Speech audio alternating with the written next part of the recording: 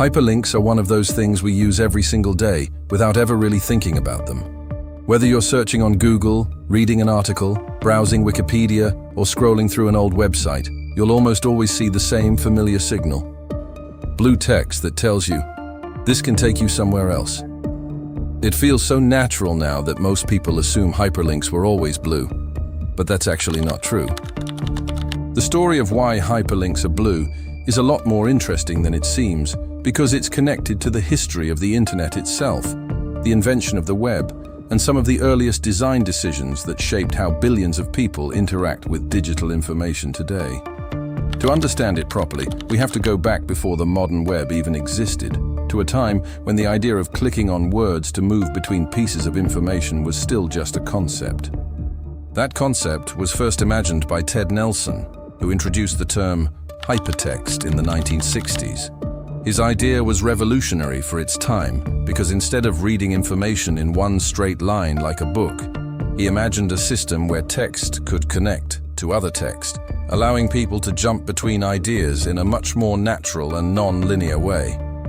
In simple words, Ted Nelson gave the world the theory behind hyperlinks.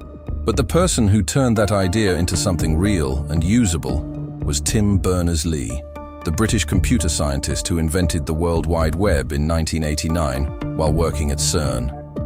He was trying to solve a problem scientists had at the time. Information was stored across different computers and systems, but there was no simple way to connect and access it all. His solution was brilliant. He created a system where documents could be linked together through clickable references. Along with that, he also built HTML, HTTP, the first browser, and the first web server, essentially laying the foundation of the web we still use today. So if Ted Nelson imagined the idea, Tim Berners-Lee made it practical and real. But here's the surprising part.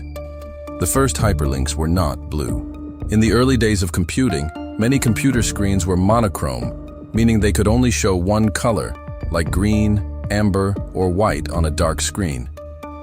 In those systems, links could not depend on color to stand out, so they were often shown using underlines, highlights, or other formatting. Even Tim Berners-Lee's early web browser didn't create the now famous blue hyperlink as a universal standard. That came later, when graphical web browsers started making the internet more visual and accessible to everyday people.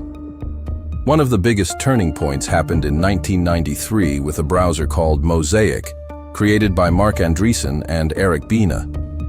Mosaic was one of the first browsers that made the web easy and attractive enough for ordinary users, and it played a massive role in bringing the internet into public life. In one of its important early updates, Mosaic introduced a design choice that would quietly shape the visual identity of the web forever. Unvisited links were shown in blue and underlined, while visited links turned purple.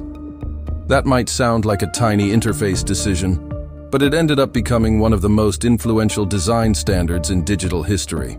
So the next time you click on a blue link, remember, you're not just clicking on colored text.